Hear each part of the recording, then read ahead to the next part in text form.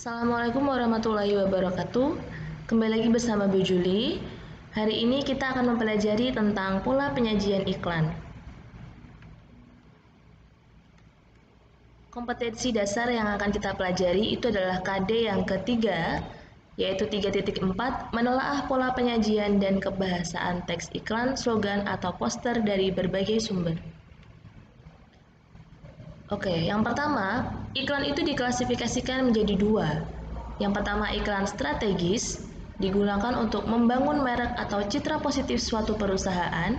Dan yang kedua, iklan taktis yang dirancang untuk mendorong konsumen segera merespon iklan tersebut. Oke, kita cermati ada dua iklan di sini. Nah, mana yang iklan strategis dan mana yang taktis? Oke, benar sekali. Jadi iklan strategis itu hanya untuk membangun citra positif suatu merek atau perusahaan.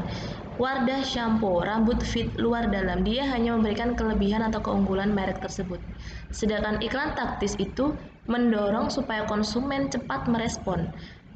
Ditandai dengan adanya diskon 50% khusus pelajar, promo Ramadan. Nah, di sini iklan taktis itu membuat sebuah tawaran yang lebih menarik. Ada promo, diskon, kemudian buy one get one free. Nah, itu termasuk ke iklan taktis. Jadi, mendorong konsumen untuk lebih cepat merespon. Kemudian, kita masuk ke pola penyajian iklan atau jenis-jenis iklan. Jenis iklan dibagi menjadi dua, berdasarkan media dan berdasarkan isi. Yang pertama, berdasarkan media yang digunakan. Itu ada iklan media cetak.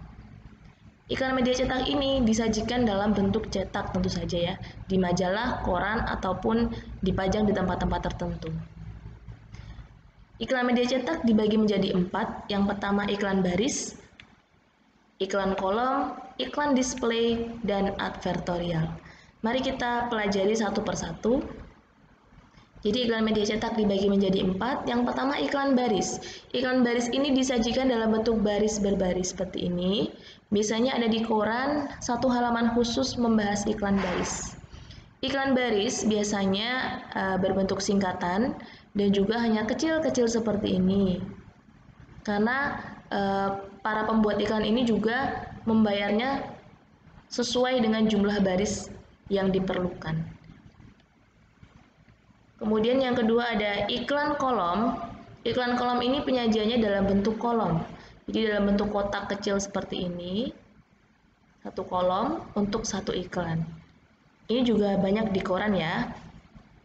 Kemudian yang ketiga ada iklan display. Iklan display ini sejenis iklan kolom, tapi dia lebih besar dan lebih luas, lebih lebar. Ukurannya lebih besar. Nah, biasanya iklan display itu satu halaman full atau setengah halaman koran atau majalah, dan biasanya dia lebih berwarna colorful dibanding iklan kolom yang hanya hitam putih.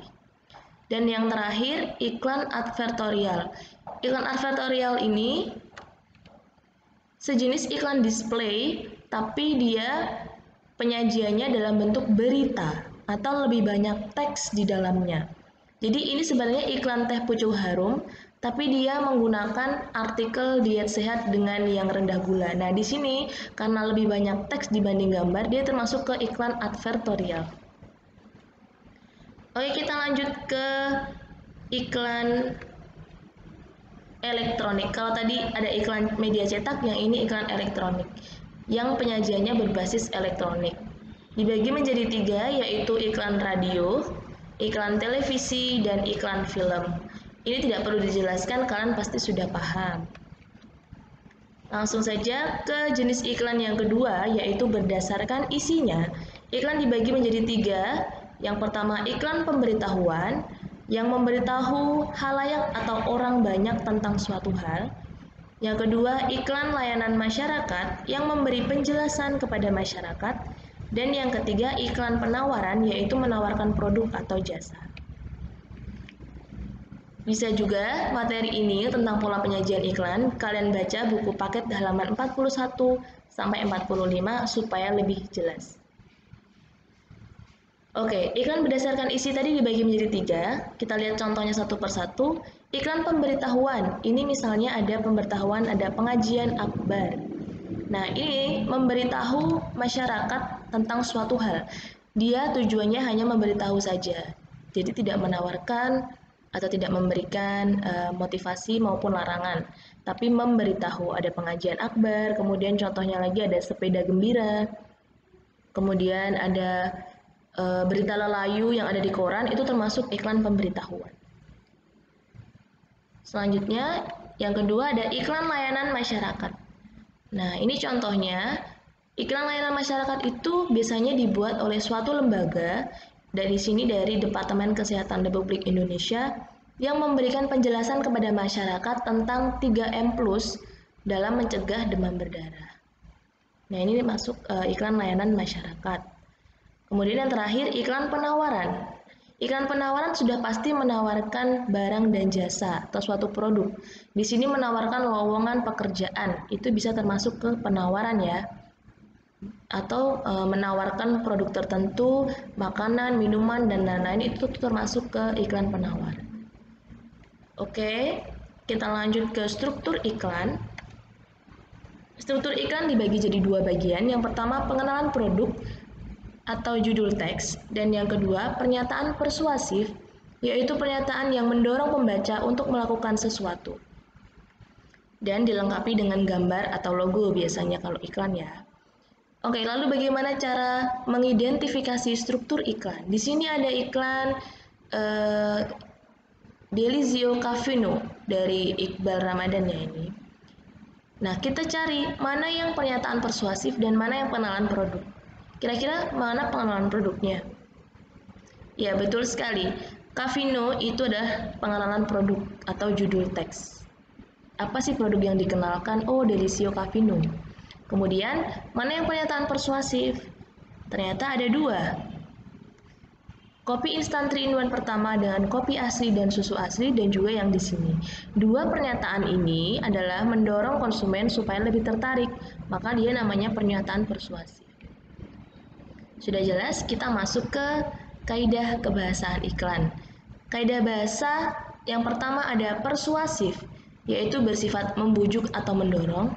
Yang kedua imperatif, ini lebih ke memerintah atau mengajak, biasanya ditandai dengan kata-kata ayo, ikutilah, marilah, hadirilah.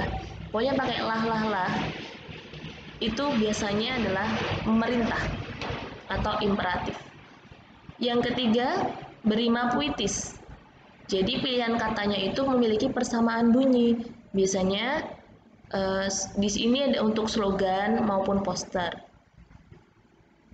Aku belajar, aku pintar. Nah, maka belajar dan pintar itu rimanya puitis. Kemudian yang keempat, berkesan positif.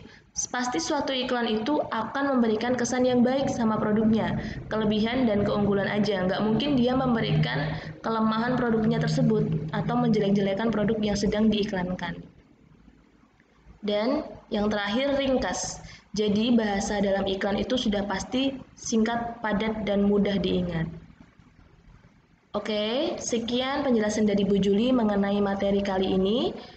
Silakan dipelajari lebih lanjut di buku paket masing-masing. Terima kasih. Wassalamualaikum warahmatullahi wabarakatuh.